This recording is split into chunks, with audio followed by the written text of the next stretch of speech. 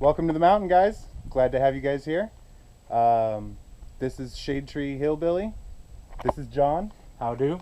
I'm Cody.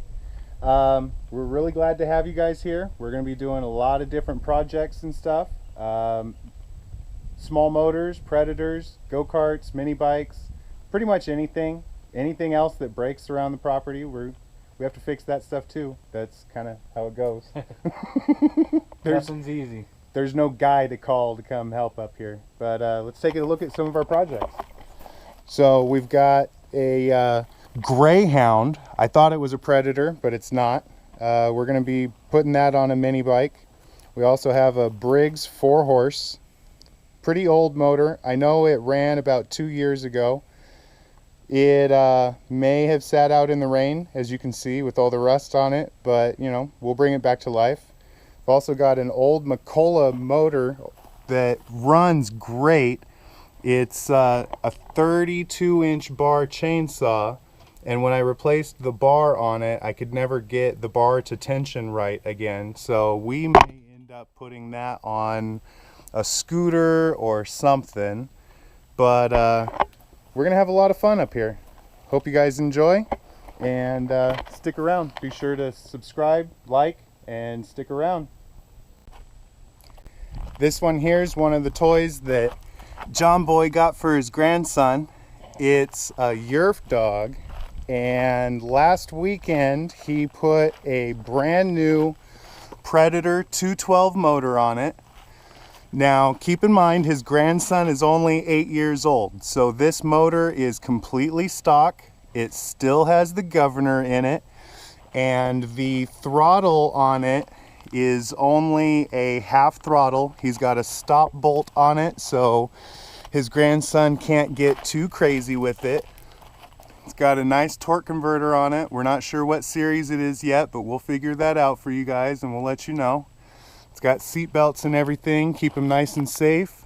It's got the bolt-on roll cage that has room to grow along with his grandson. Got the American flag on there, America. It's gonna be a whole lot of fun. It's got room to grow. We can definitely pull the governor out of it, go stage 1 once he kind of learns how to drive it and avoid other vehicles on the mountain. But it's going to be a lot of fun. And then here we have one of the big boy toys. This is a sand rail that I just picked up not too long ago. It has a 140 horsepower Corvair motor on it. And the motor runs really good, but we're having to do some work on the brake system. And we're having to do some work on the shifter linkage. I don't know if you can see there, but it's got a pretty good kink in it. And we're gonna have to do some hillbilly engineering to get it to work right. But like I said, we're gonna be doing some work on the brakes today, and we're gonna adjust the valves, which we have to do with the motor running. Has to be nice and warmed up, so you guys will get to hear this thing fire up later today. Stick around. Here we have 2 mini bike frames. We're gonna have to do a little bit of work to them to get them running. I'm pretty sure they both need new tires, front and rear. I believe the sprockets are still good, but we're definitely gonna want to get new chains. We'll probably want new seats, because as you can see, that seat is pretty tore up itself. And then I've also got an old Suzuki motorcycle frame that I think we might cut this neck off of and use it as the start to a drift trike, potentially, with one of our mini motors. So, like I said, we've got a lot of projects for you guys. Hope you stick around.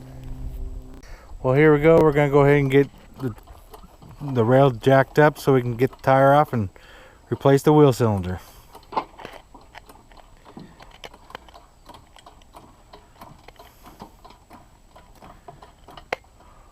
And with this thing, because there's not really a good place to jack it up, I've got a piece of wood set underneath the control arm. That way the wheel doesn't sag out too far. I think that's good there.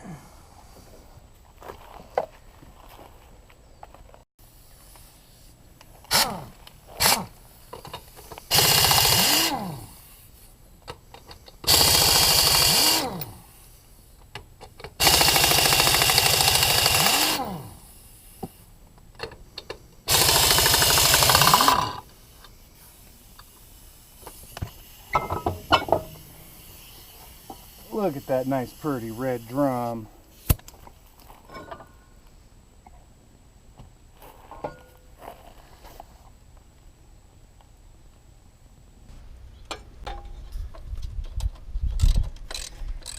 These valve cover bolts were not tight at all. It's no wonder it was leaking oil. So you haven't had this very long, have you, Frozen? No, let's see, it's the end of June now. I got it at the very beginning of May, so I've only had it for 2 months.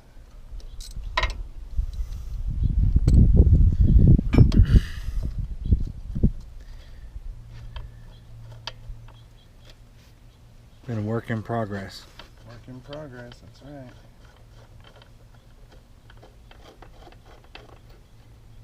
Yo!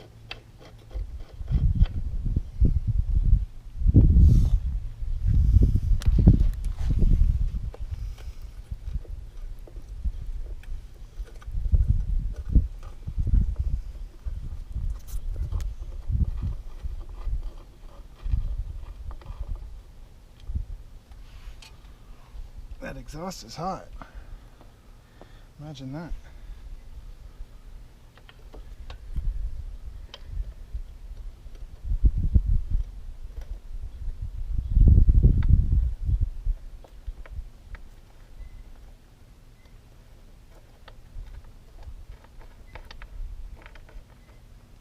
In the future, we'll probably do something with these valve covers. We might dress them up somehow. I don't know if we'll do a chrome paint or if we'll go with some kind of colored. It's going to have to be high heat for sure, whatever we put on, because these valve covers get hot.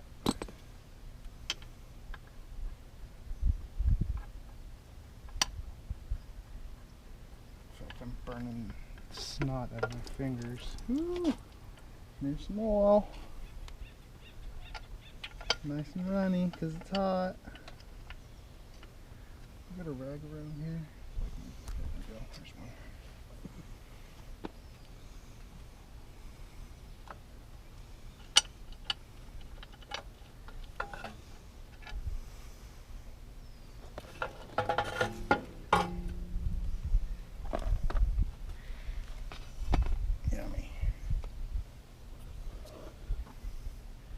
The gasket didn't tear coming out, so we can use it as a spare, I'm sure, just in case we end up blowing a gasket or tearing a gasket somewhere in the future.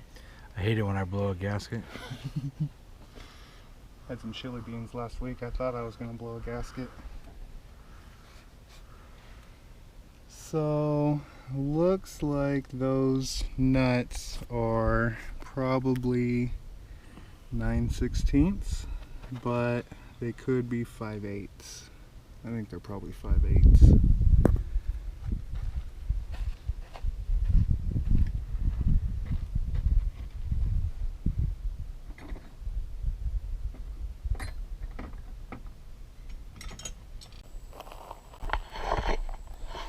So what we're messing with here is we're going to replace the axle seal. And you can see it right there. And the axle splines fit up in that hole. And what I'm going to show you is I don't have a seal puller. So we're going to use a pair of channel locks, or as my dad always called them, water pump pliers. I'm going to show you how we pull that seal out Jim Dandy, and we'll get the new one hammered in. So Cody, you having a hard time finding parts for this? You know, I don't really. I thought I was going to because it's such an old engine. They only made them for about 10 years, and I think the last year they made them was 1969. But I've been very fortunate. I found a company online called Clark's Corvair. They're at corvair.com. They have pretty much anything and everything that you could ever want for one of these. They have new old stock, they have used parts. They've got everything. I've already bought wheel cylinders from them, valve cover gaskets. I got a cut down third valve cover that we're going to use later on today when we adjust the valves. I already put on new intake adapters for the 4-barrel carburetor. There's going to be a lot of other parts that I get from them too, but they carry pretty much everything that I've needed so far, and they're reasonable prices. I even got the axle seals that we're going to replace right now. So what I was going to show you is if you don't have a seal puller, you can use a set of channel locks, and what you do is you grab the inside lip of the axle or the seal itself and use the edge of the pliers as a fulcrum point, and you can pull the seal right out. So we'll get this up in there, grab the edge of the seal and pry back on it a little bit, and there she is, right there. Easy as you please. That's pretty impressive. Right? I didn't think it was going to work the first time I did it, but it worked out just right. So we'll get that new seal put in there. We'll get it cleaned out first, but get that new seal in, put the axle splines back in there, bolt this thing back together, and she should be ready to go. Sounds good. We'll be right back. So what you got going on now? Well, we're cleaning out the inside of the race where the seal's gonna mate. That way there's no grit or sand or anything. Since this thing's a sand rat, I don't want to get anything inside the differential. And you got to make sure that the seal goes the right way. It only goes in one way. You want to make sure that that metal lip is on the outside. There's no lip on that side. So it goes just like that. Put it up in the hole, just like that. And then we take our handy dandy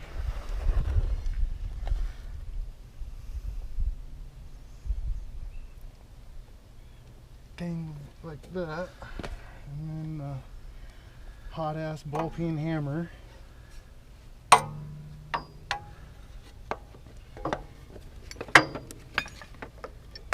Now, At least you got a lot of room in there. As you can tell, this is a custom ball peen hammer. I had to bend that handle just so to be able to get it in there.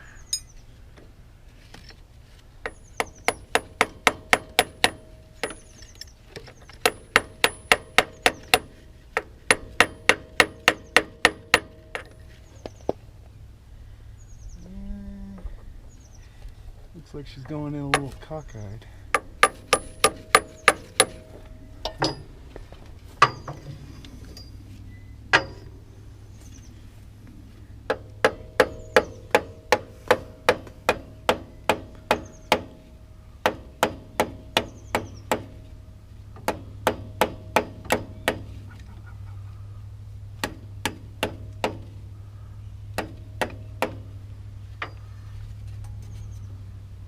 Now, I don't normally recommend banging on the seal itself, but as you might have been able to see, this wasn't going in perfectly straight, so I had to level it back out.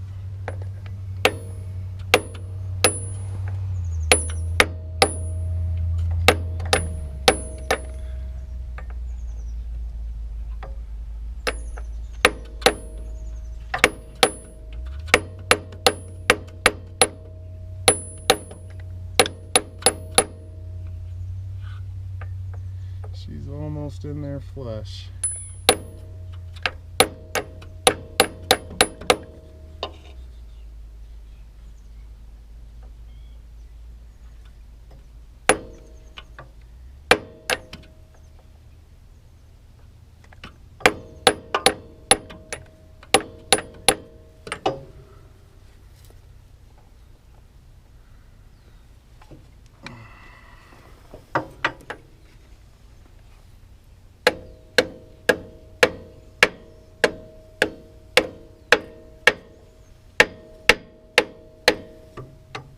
There we go.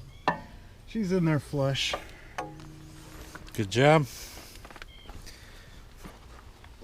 It's hot.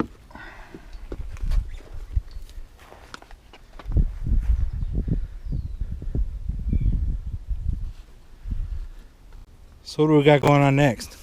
Well, now that we got that seal in there, we're gonna put our axle back in place, being real careful not to mess up the seal. And we got to get teeth to engage. Oh, look at that.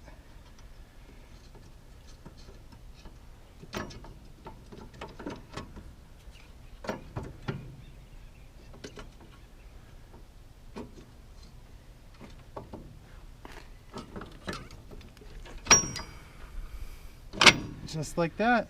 That went in as easy as can be. Then we put our hardware back on.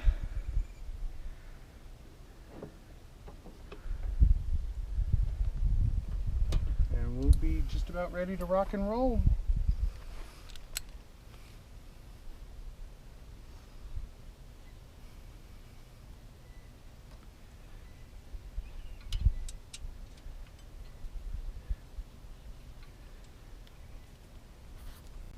So now that you got the wheel cylinder in, what else you got to take care of? So now that we got the wheel cylinder in, we're going to put the brake line, flexible brake line on the back of the wheel cylinder and made it up to the hard brake line here.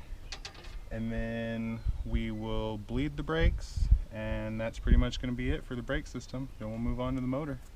Sounds great.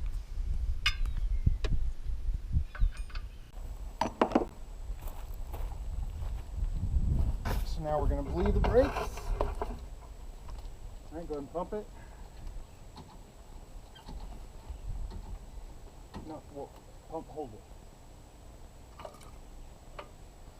Okay, now let off, pump it. When I say pump, I mean hold it down. Up. Let off, pump it to the floor, hold it. Off, hold it.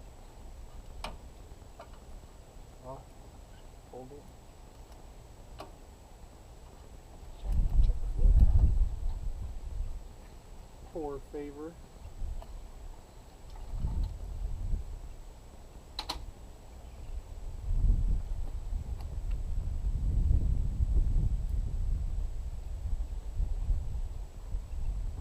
That's why there's a rag under it. Goodness. That's why there's a rag under it. Okay.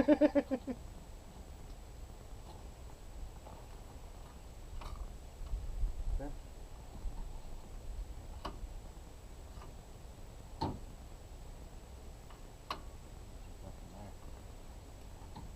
gonna pump it twice.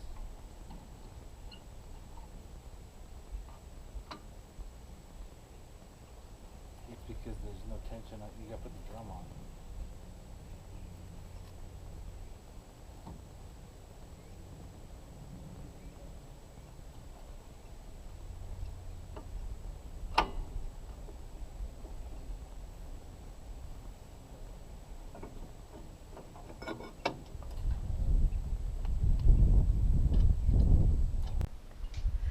So what John Boy's doing here, we've already got the right side tire back on, but what we're gonna do is, you see down in there where he's pointing with the marker, the control arm comes way too close to the tire there, and we don't want any gouge outs.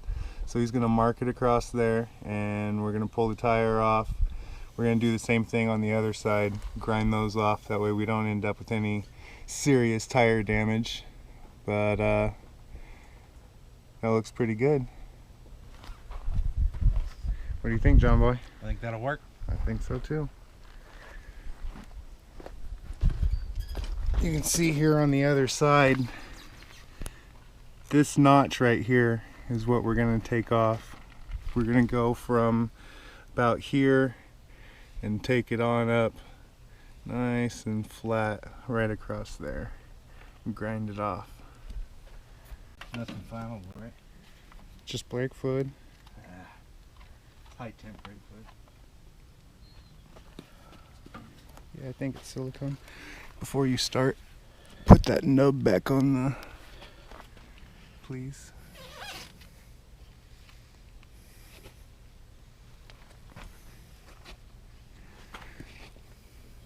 That way we don't lose it. I'm gonna stand over here.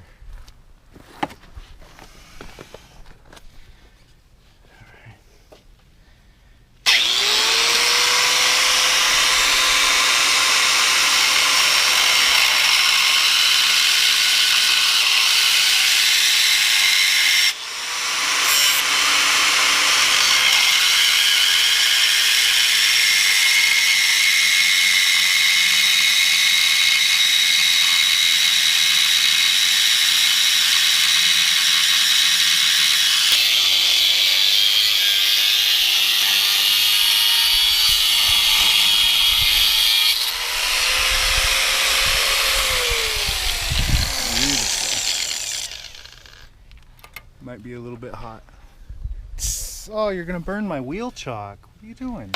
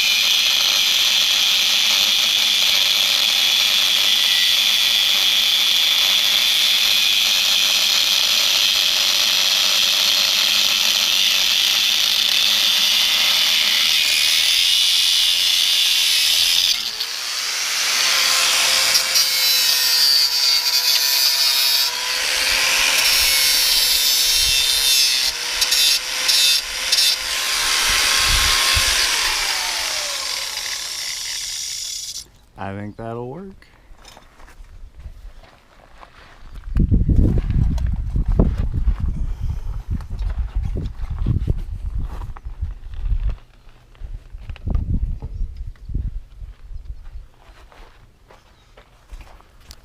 You still on? Yep.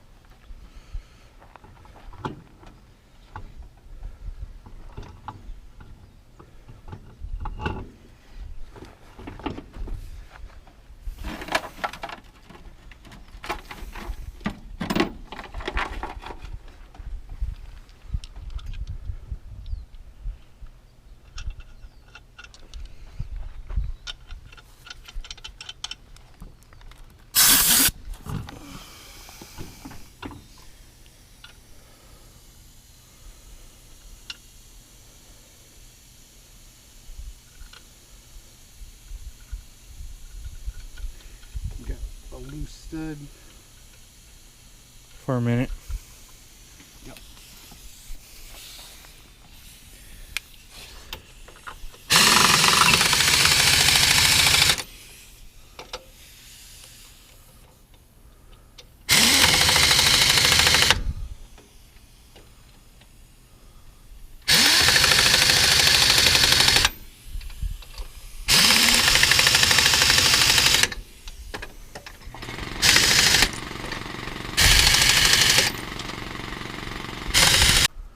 Alright guys, like I said, now's the moment of truth. We're gonna fire it up, get it warmed up, and then once we get it warm, we're gonna pull a valve cover off.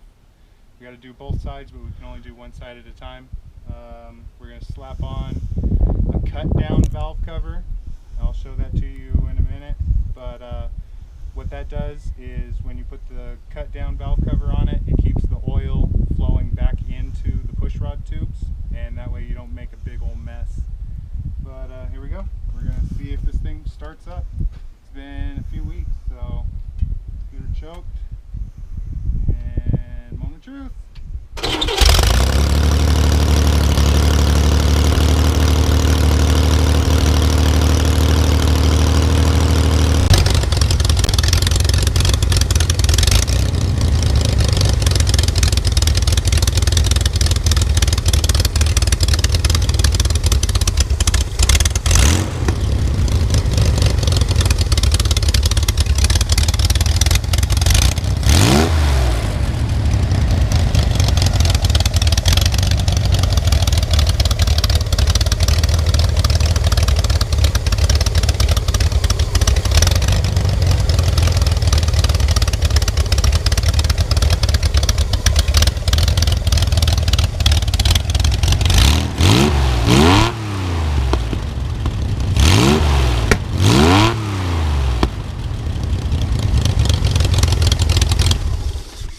I'm going to grab a screwdriver and we're going to adjust this idle a little bit right here. That way it stays running. It's got a little bit low idle right now. We want it running when we adjust the valves. That way we can hear when it's set right. You can see down under here the old valve gaskets kind of letting a little bit of oil pass by, so we got some oil burning off on the exhaust. But once we get the valve covers pulled, we're going to put new gaskets on it. We got new silicone gaskets from Clark's Corvair, and she shouldn't be leaking oil anymore. And she should be running a whole lot healthier. See, you can hear it's got a little bit of a backfire, and once we get the valves adjusted, it should clear that up. But we'll get to work. So we went ahead and figured out what size socket we need. It's 5/8 to loosen up the valves themselves. And what I'm going to do is kind of wipe down the oil off of this mating surface for the valve cover itself, where the valve gasket goes. Just wipe the oil off of it and some of the gunk. And what we have here is what I've been talking about. It's 1/3 of a valve cover. You can see there's a whole one for comparison, and all it does is you bolt it up at the bottom of it here. You just bolt it on like that, and the oil will keep from spilling out, and you can adjust the valves with the motor running. That way it's not just spilling oil everywhere.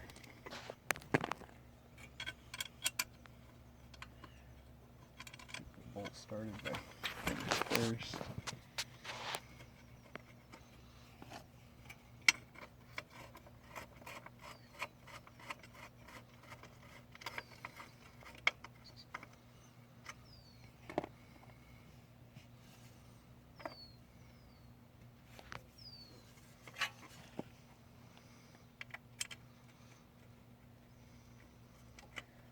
I love putting bolts in blind. You gotta squint your face up just right, make sure you get it in the hole. Get your tongue in the right position. Yeah, there she is. Woo! Watch out now. Get this one tightened up, and she should stop falling off.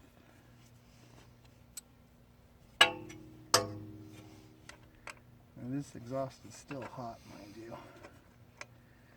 But after you've been hillbillying for a while, you kind of get calluses all over. It doesn't hurt quite as bad. Uh-oh. Uh-oh. Are those different size bolts? No. Uh-oh.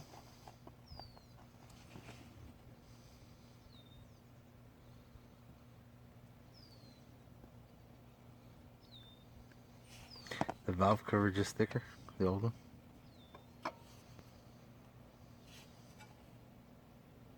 I don't think so.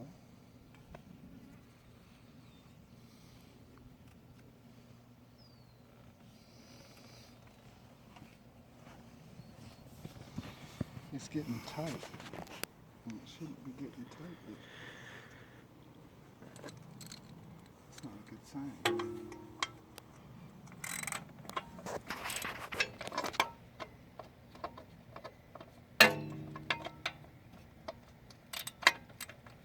No, it's... Yeah, that's not... That ain't right.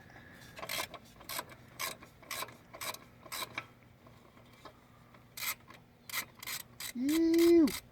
Burn my arm! Ah!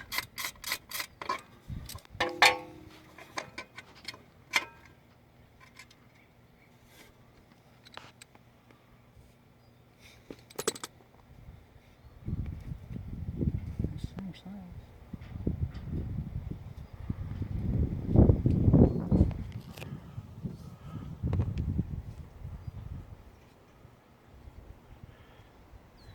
You got washers? No, they didn't have washers on. Do you think that's why the other one wasn't super tight? Is it bottoming out?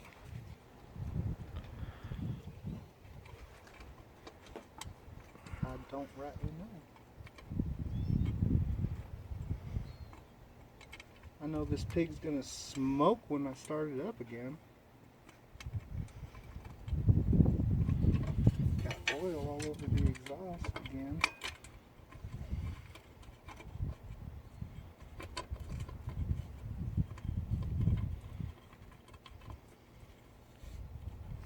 She's spinning easy by finger. I don't think it's cross-threaded. I mean, look at that. It's spinning real easy.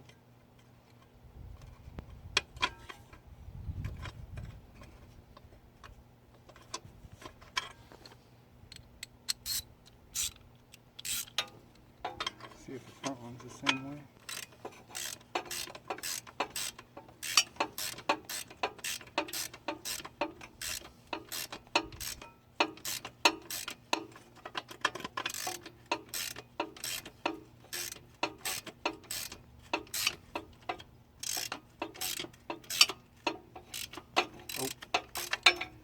That ain't good. Strip it. Yep.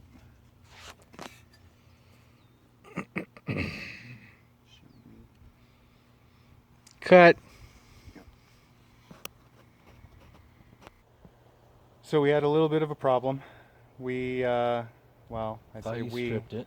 I thought that my Herculean strength had stripped out the threads on the aluminum head, and that's something that you have to be real careful with, because these heads and the blocks are aluminum, but all of the fasteners are steel, so it makes it real easy to pull the threads out of the block itself, or the heads.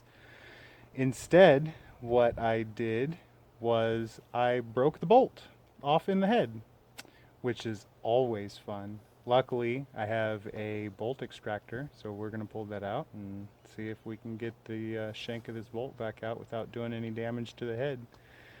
I may have to center punch the shank of the threads themselves, make it a little bit easier to drill it out, but we'll see if we can get it. So I went and got a punch, and I got our speed out. You can see over there. This is the first time I've ever used it, so hopefully we can get it to work right.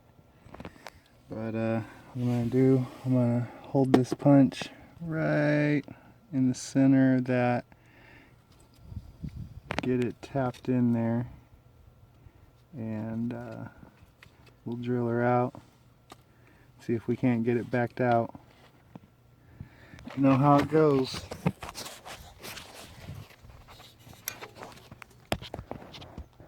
Looks like pretty close to center there.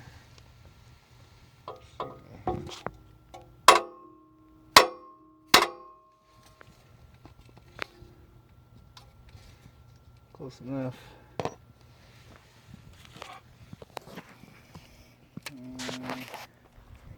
Should use the smallest one probably, huh? To start with.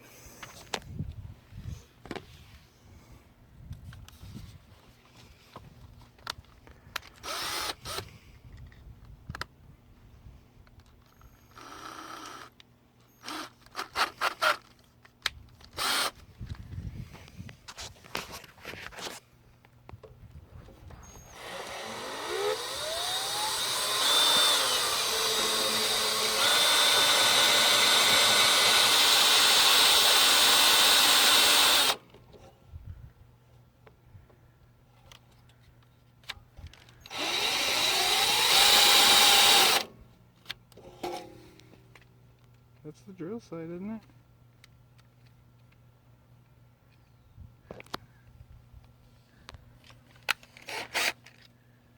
Am I doing it wrong? No. That's the outside.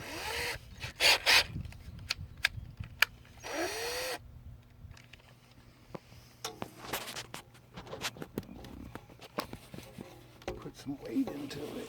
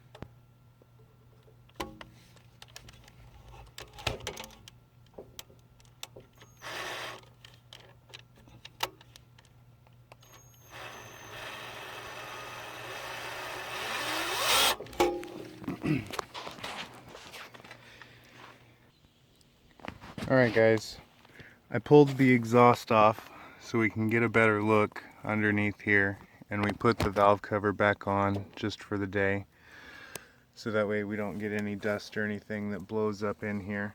But what we're gonna do, we're gonna get a new extractor. The one that we had, the speed out, didn't work very well. It's not really designed for bolts like this, but with the exhaust off of there, we'll be able to get a nice straight shot in there, and we'll drill a little bit deeper hole. We'll get the proper extractor for it, tap it in there nice and tight, and we'll be able to pull that bolt out. But you know, sometimes that's how it goes. Sometimes you break something while you're trying to have a little bit of fun tinkering on it, and you just got to fix what you break. That's the way it goes. Anyway guys, really appreciate you watching. Make sure you like and subscribe, and next time we get this thing going, you'll be the first ones to know. Have a great night.